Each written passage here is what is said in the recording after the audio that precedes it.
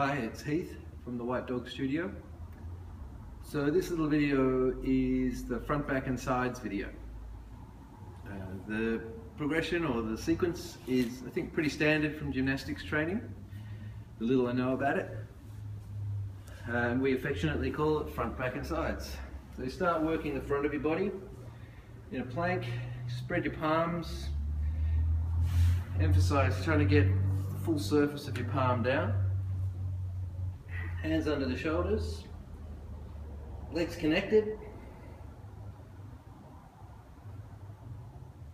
You bring your body up onto your shirt. You lift the rib cage up through the pressing down of your hands. You draw your abdomen in a little, squeeze your glutes a little. And we like to emphasize the use of the arms and the legs, which probably sounds silly, but it's easy to do this with kind of a bent knee and a lot of gripping in your glutes and abs. I like to focus on really engaging the legs, inner thighs pressed together, front thighs are active, or your quads, pulling the knee up the body, up the leg.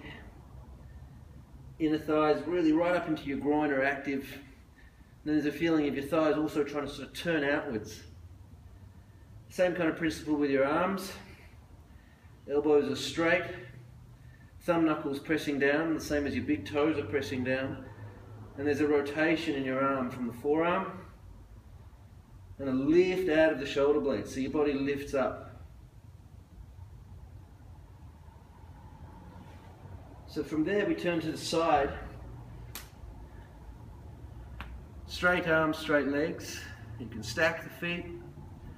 If you need to adjust, you can bend the knees and you can bend the elbow.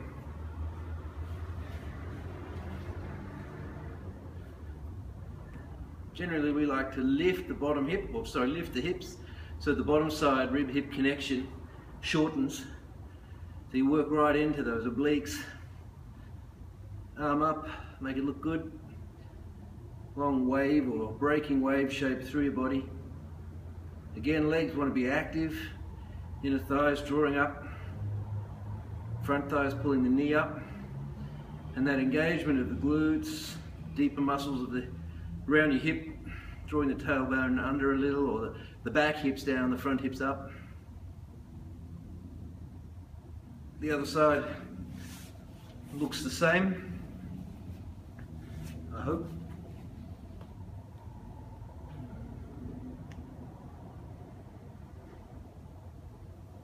So from there, done front, sides and sides. Sitting down, fingertips point forwards, palms are flat. Again, you're looking for those first finger knuckles, the thin thumb skin to be down. Lift your hips, lift your chest, lift your hips.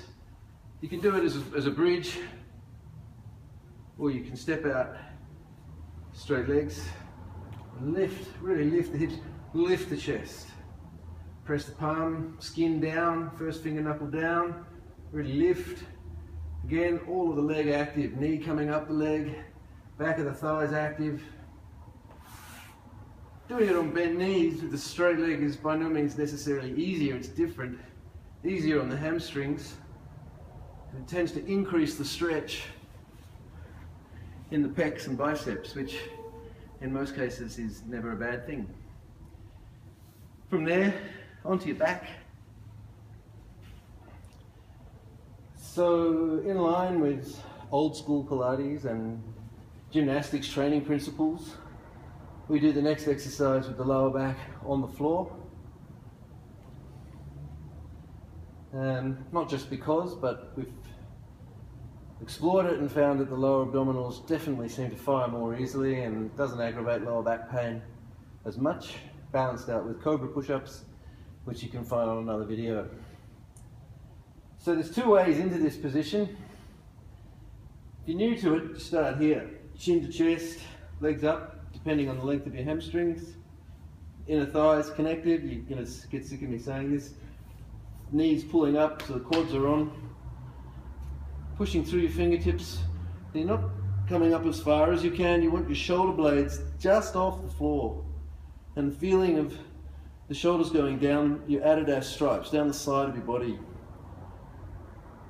So to go a little deeper, when you want to feel your latissimus, your big muscles on the back, and your pecs firing. If you dig a little deeper, you might even feel serratus firing, which feels like a squidgy rib. And they sit on the ribs and stabilize your shoulder. So basically you want front, middle and back active. Legs active, lowering your legs. You take it down to a point where you're still able to control your lower back, feel safe and challenged. And hold. The other way in is a sort of more classic Pilates entrance.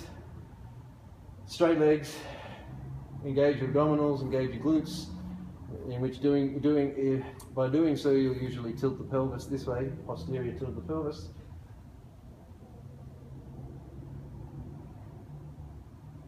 So same end position. This one's good in the sense that you know your back is on the floor and you can feel when it becomes challenging and you stay at that point. This one's good if you've got the mobility, you can get the back down and you know you can work at that lower level, or more the higher level, lower to the ground.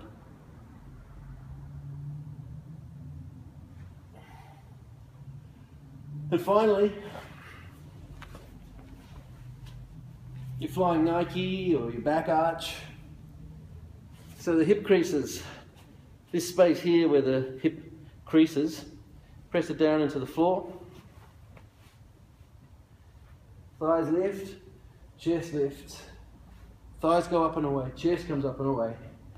Shoulders onto the rib cage. So I like to say shrug up, lift up, slide down, lift your chest.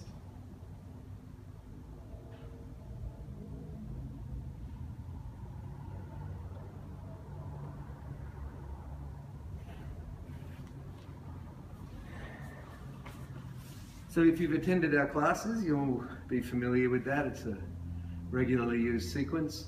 You can work to 15 seconds, 30 seconds, 45, as per your ability, and work towards 1 minute holds for each of those. So you'll be there for 6 minutes, and you'll be warm by the end.